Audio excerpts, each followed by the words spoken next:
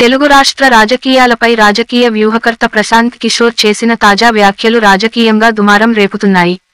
దేశ వ్యాప్తంగా లోక్సభ ఎన్నికలు జరగనున్న నేపథ్యంలో అందులోనూ ఏపీలో అసెంబ్లీ ఎన్నికలు కూడా జరగనున్న పరిస్థితుల్లో ప్రశాంత్ కిషోర్ తెలుగు రాష్ట్ర రాజకీయాలపై చేసిన వ్యాఖ్యలపై తీవ్ర చర్చ సాగుతోంది. ఇందుకు కారణం లేకపోలేదు. 2014లో కేంద్రంలో మోడీ సర్కార్ తీసుకురావడంలో, అంతకు ముందు ఆ తరువాత వివిధ రాష్ట్రాలలో ప్రాంతీయ, జాతీయ పార్టీలను అధికార పీఠం ఎక్కించడంలో ఆయన పాత్ర ఉంది. అదే సందర్భంలో పలు పార్టీలకు ఆయన వ్యూహకర్తగా వ్యవహరించిన చోట ఆయా పార్టీలు ఓటమి చెందిన ట్రాక్ రికార్డు ఉంది. మొత్తానికి ఆయన వ్యూహలతో గద్దెనెక్కిన ప్రభుత్వాలు అధికంగా ఉన్నాయి. ఈ ట్రాక్ రికార్డే కారణంగానే తాజాగా ప్రశాంత్ కిషోర్ తెలుగు రాష్ట్రాల రాజకీయాలపై చేసిన వ్యాఖ్యలు ఆసక్తికరంగా మారడమే కాదు, ప్రజల్లో వీటిపై ఆసక్తికర చర్చ కూడా సాగుతోంది. ఈ ఆసక్తికర కథనంతో పాటు ప్రజాపయోగకర వార్తల కోసం, ఇలాంటి రాజకీయ విశ్లేషణల కోసం మా జాగో టీవీని సబ్స్క్రైబ్ చేసుకోండి, లైక్ చేయండి, మా వీడియో లింకులను షేర్ చేయండి. ఇకపోతే ప్రశాంత్ కిషోర్ చేసిన వ్యాఖ్యలపై ఒక్కో పార్టీ ఒక్కో విధంగా స్పందిస్తోంది. ఏపీలోని అధికార పార్టీ నేతలు తోసిపుచ్చగా, టీడీపీ, జనసేన కూటమి నేతలు మాత్రం సంతోషం వ్యక్తం చేస్తున్నారు. తెలంగాణలోని బీఆర్ఎస్ పార్టీకి కూడా ప్రశాంత్ కిషోర్ వ్యాఖ్యలు రుచించడం లేదు. రాజకీయ పార్టీల విషయానికి ఇలా ఉంటే ఇక తెలుగు రాష్ట్ర ప్రజల వైఖరి ఎలా ఉందన్నది ఎవరికీ అంతుబట్టడం లేదు. మరీ ముఖ్యంగా ఏపీ ప్రజల తీర్పు ఎలా ఉండబోతోంది అన్నది ఇప్పుడు ఆసక్తికరంగా మారింది. తెలంగాణ రాష్ట్రంలో కొన్నాళ్ల కిందటే కాంగ్రెస్ సర్కార్ రావడంతో అక్కడి ఫలితాలు ఎలా ఉంటాయో కూడా జనమే చెప్పేస్తున్నారు. అయితే ప్రశాంత్ కిషోర్ చెప్పినట్లుగా తెలంగాణలో బీఆర్ఎస్ పార్టీ ఉనికియే కోల్పోతుందా అన్నది ఇప్పుడు అసలు చర్చకు కారణమవుతోంది. ఇంతకు తెలుగు రాష్ట్రాల రాజకీయాలపై ప్రశాంత్ కిషోర్ ఏమన్నారో ఓసారి పరిశీలిద్దాం. వచ్చే ఎన్నికల ఫలితాలపై ప్రశాంత్ కిషోర్ స్పందిస్తూ జగన్కు వ్యతిరేక పవనాలు వీస్తున్నాయని విశ్లేషించారు. ఉచితాలపైన జగన్ ఆధాపడటంతో ఎన్నికల్లో గడ్డు పరిస్థితి ఎదుర్కొంటారని చెప్పుకొచ్చారు. తెలంగాణలో కేసీఆర్ ఓటమి తరహా ఓటమి వైసీపీకి కూడా వస్తుందని ఆయన తేల్చి చెప్పారు. ఓ మీడియా సంస్థకు ఇంటర్వ్యూ ఇస్తూ ఆయన ఈ వ్యాఖ్యలు చేసినా తన వ్యాఖ్యలకు ప్రాతిపదికగానున్న అంశాల గురించి లోతైన చర్చ మాత్రం చేయలేదు. దీంతో అసలు వివాదం మొదలైంది. ఇక్కడే పీకే విశ్లేషణతో అధికార వైసీపీ విభేదిస్తుండగా టీడీపీ, జనసేన కూటమి సంతోషం వ్యక్తం చేస్తోంది. ఎన్నికల ముందు మీకు ఓటమి తప్పదు అంటే ఏ పార్టీ ఆ వ్యాఖ్యలను సహజంగానే స్వాగతించదు.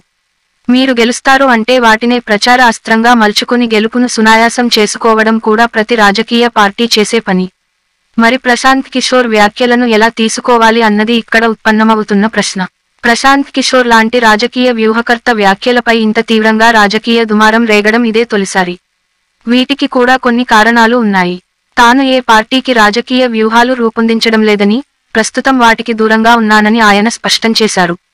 ఈ వ్యాఖ్యలను ఆధారంగా చేసుకుని ప్రశాంత్ కిషోర్ తాజాగా చేసిన వ్యాఖ్యలను కౌంటర్ చేస్తున్నారు వైసీపీ నేతలు. ఏ రాష్ట్రంలోనైనా ఒక పార్టీ గెలుపోటములు నిర్ణయించాలంటే ఆ రాష్ట్రంలో రాజకీయంగా అంతర్గతంగా కొన్ని రోజుల పాటు చేయాల్సి ఉంటుంది. వాస్తవ పరిస్థితి ఇదైతే చంద్రబాబుతో భేటీ నేపథ్యంలో ప్రశాంత్ కిషోర్ వ్యాఖ్యలకు విలువే లేదని వైసీపీ నేతలు చెబుతున్నారు. ఆయన మాటల్ని తేలికగా తీసేస్తున్నారు. ఇదిలా ఉంటే ఇదే ప్రశాంత్ కిషోర్ 2019 ఎన్నికల సమయంలో వైసీపీకి ఎన్నికల వ్యూహకర్తగా వ్యవహరించారు. ఆయన కనుసన్నల్లోనే అభ్యర్థుల ఎంపిక మొదలు పార్టీలో బూత్ స్థాయి నేతల ఎంపిక వరకు సాగిందన్నది బహిరంగ రహస్యం. నేటి ఏపీ ముఖ్యమంత్రి వైఎస్ జగన్మోహన్ రెడ్డి నాడు ప్రశాంత్ కిషోర్ ప్రతి సలహాను తూచా తప్పకుండా పాటించారన్నది కూడా బహిరంగ వాస్తవం. ఇలాంటి ప్రశాంత్ కిషోర్ తాజాగా చేసిన వ్యాఖ్యలపై వైసీపీ నేతల ఎదురుదాడి కాస్త చర్చాంశనీయంగా మారింది. ఇక్కడ రెండు కోణలను పరిశీలించాలి. వాస్తవానికి ఏపీలో కొనసాగుతున్నతగా ఏ రాష్ట్రంలోనూ సంక్షేమ పథకాలు అమలు కావడం లేదు. ఇది ఎవరూ కాదనలేని వాస్తవం. సంక్షేమ పథకాల సంగతి అలా ఉంచితే ఉద్యోగాల విషయంలో యువత, తమ బెనిఫిట్ల విషయంలో ఉద్యోగ సంఘాలు, పలు రకాల పన్నుల మొత్తతో సామాన్యులు వైసీపీ ప్రభుత్వంపై ఆగ్రహంగా ఉన్నారన్నది వాస్తవం. అదే సందర్భంలో గతంలో ఎన్నడూ లేని విధంగా వైసీపీలో పార్టీ అధినాయకత్వంపై సొంత పార్టీ నేతలు, ఎంపీ, ఎమ్మెల్యే, ఎమ్మెల్సీలు పెద్ద ఎత్తున తిరుగుబాటు చేస్తున్నది బహిరంగంగానే కనిపిస్తోంది. మరోవైపు తాజాగా ఉన్న సిట్టింగ్ ఎంపీ, ఎమ్మెల్యేలపై ప్రజల్లో తీవ్ర వ్యతిరేకత ఉన్న కారణంతో పలుచోట్ల నియోజకవర్గ ఇన్ఛార్జీలను వైసీపీ అధినేత, ముఖ్యమంత్రి వైఎస్ జగన్మోహన్ రెడ్డి మార్చేస్తున్నారు. అంటే ప్రభుత్వంపై ప్రజాగ్రహం ఉందన్న కారణంతోనే వాటి నుంచి బయటపడేలా సీఎం జగన్ ఎన్నికల టిక్కెట్ల కేటాయింపులో ప్రక్షాళన చేస్తున్నారన్నది కాదనలేని వాస్తవం. ఈ పరిస్థితులు వైసీపీని ఘోర ఓటమికి గురిచేస్తాయా లేక రాష్ట్రంలో ఏర్పడ్డ 3 కూటముల కారణంగా ప్రజా వ్యతిరేక ఓటుతలో వైపు చీలి వైసీపీనే గట్టెక్కిస్తాయా అన్నది వేచి చూడాల్సిందే. మరో కోణంలో కూడా ప్రశాంత్ కిషోర్ వ్యాఖ్యలపై విశ్లేషణ జరగాల్సిన అవసరముంది. ప్రశాంత్ కిషోర్ అంచనాలన్నీ గీటురాయి ఏమీ కాదు. ఆయన అంచనాలేసి చెప్పిన చోట ఫలితాలు భిన్నంగా వచ్చాయి. తెలంగాణ అసెంబ్లీ ఎన్నికలకు ముందు మూడోసారి గెలిచి కేసీఆర్ సీఎం అవుతారని ప్రశాంత్ కిషోర్ జోస్యం చెప్పారు. కానీ అది జరగలేదు. అందుకే ప్రశాంత్ కిషోర్ వ్యాఖ్యలకు అనుగుణంగా ఏపీలో అసెంబ్లీ, లోక్సభ ఫలితాలొస్తాయని చెప్పలేం. కాకపోతే సంక్షేమ పథకాలే ఎన్నికల్లో గట్టెక్కిస్తాయని వైసీపీ నేతలు భావించడం కూడా సరికాదు. ఎందుకంటే తెలంగాణ రాష్ట్రంలో కూడా కేసీఆర్ అనేక సంక్షేమ పథకాలు తీసుకొచ్చారు. అనేక అభివృద్ధి కార్యక్రమాలు చేపట్టారు. ఈ ధీమాతోనే తాము మూడోసారి కూడా గెలుస్తామని కేసీఆర్ అతివిశ్వాసానికి పోయారు గాని చాలా మంది ప్రజల్లో అంతర్లీనంగా దాగివున్న వ్యతిరేకతను మాత్రం అంచనా వేయలేకపోయారు. ఇలా ఊహించని విధంగా జరిగిన ఓటమిని కేసీఆర్ జీర్ణించుకోలేకపోయారు. అందుకే ఓటమి అనంతరం వెంటనే ఆయన ప్రజల ముందుకు రాలేకపోయారు. కానీ చాణక్యం తెలిసిన కేసీఆర్ మరోసారి ఆత్మవిశ్వాసాన్ని పెంచుకుని బస్సు యాత్రలకు సిద్ధమవుతున్నారు. ఈ యాత్రను ప్రజలను ఎలా ఆహ్వానిస్తారు అన్నది కొంతకాలం వేచి చూడాల్సిందే. ఇక్కడ వైసీపీ విషయంలో కూడా ఇదే తరహా విశ్లేషణను కూడా చేసుకోవాల్సిందే.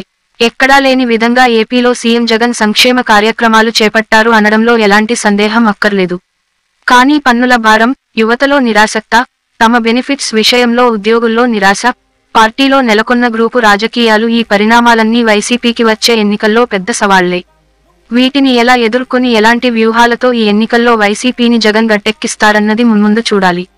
ఇటీవల జరిగిన గ్రాడ్యుయేట్ ఎమ్మెల్సీ ఎన్నికల్లో సీఎం సొంత జిల్లాలో అందులోనూ ఆయన సొంత నియోజకవర్గంలో ఫలితాలు వైసీపీకి ప్రతికూలంగా వచ్చాయి. ఇది కూడా కాదనలేని వాస్తవం. చంద్రబాబు అరెస్ట్, ఆపై బెయిల్ పై విడుదలతో టీడీపీకి కొంత సానుభూతి తెచ్చిపెట్టింది. అదే సందర్భంలో జనసేన అధినేత పవన్ కళ్యాణ్ టీడీపీతో జతకట్టారు. ఇది ఇప్పుడు టీడీపీ బలం. గత 2019 ఎన్నికల్లో జనసేన ఒంటరిగా పోటీ చేయడం వల్ల ఆ పార్టీకి వచ్చిన భారీ ఓటింగ్ కారణంగానే టీడీపీ పలు నియోజకవర్గాల్లో ఓటమి పాలైంది. 2019లో కూడా జనసేన, టీడీపీ కలిసి ఉంటే మళ్లీ ఆ కూటమి అధికారంలోకి వచ్చి ఉండేదన్నది అన్న మాటను కూడా కొట్టిపారేయలేం. ఒకవేళ అధికారంలోకి రాకపోయినా టీడీపీ నాడు చవిచూసిన ఘోర ఓటమిని మాత్రం చూసి ఉండేది కాదు. ఈ కారణం చేతనే జనసేనతో కలిసి ప్రయాణించాలని చంద్రబాబు సంకల్పమే నేడు ఈ రెండు పార్టీలు జతకలిశాయి.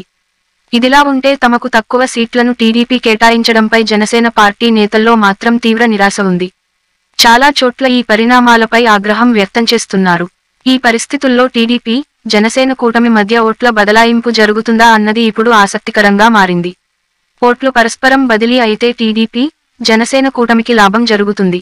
అది ప్రభుత్వం ఏర్పాటు చేసేంత లాభమా అన్నది ఇప్పుడే చెప్పలేని పరిస్థితి. ఇక వై.ఎస్. కుటుంబం నుంచి వచ్చిన వై.ఎస్. షర్మిల ఏపీ కాంగ్రెస్ పార్టీకి సారథ్యం వహిస్తున్నారు. ఈ హస్తం పార్టీతో రాష్ట్రంలోని ఎర్రజెండాలు కూడా కలిశాయి. ఏపీలో కాంగ్రెస్ పార్టీకి ఇప్పుడు వై.ఎస్. షర్మిలయే ప్రత్యేక చరిష్మా ఉన్న నేత. ఇలా కాంగ్రెస్, ఎర్రజెండా పార్టీల కూటమి వైసీపీ ప్రజా వ్యతిరేక ఓట్లను మాత్రమే చీల్చుతాయా లేక వై.ఎస్. బిడ్డ అన్న కారణంగా వై.ఎస్. షర్మిల చరిష్మతో వైసీపీకి గ్యారంటీ అని ఉన్న ఓటు శాతం చీలుతుందా అన్న దానిబట్టే ఏపీలో ఏ పార్టీకి అధికారం హస్తగతం అన్నది తేలుతుంది. ఈ అంచనాలు స్పష్టం కావాలంటే మరికొంత సమయం పట్టొచ్చు. అంశాలతో పాటు రాజకీయ, సినిమా, సామాజిక రంగ అంశాలపై ప్రత్యేక కథనాల కోసం మా జానో జాగో టీవీని ఇప్పుడే సబ్స్క్రైబ్ చేయండి. ఇతరులకు మా లింకులు షేర్ చేయండి.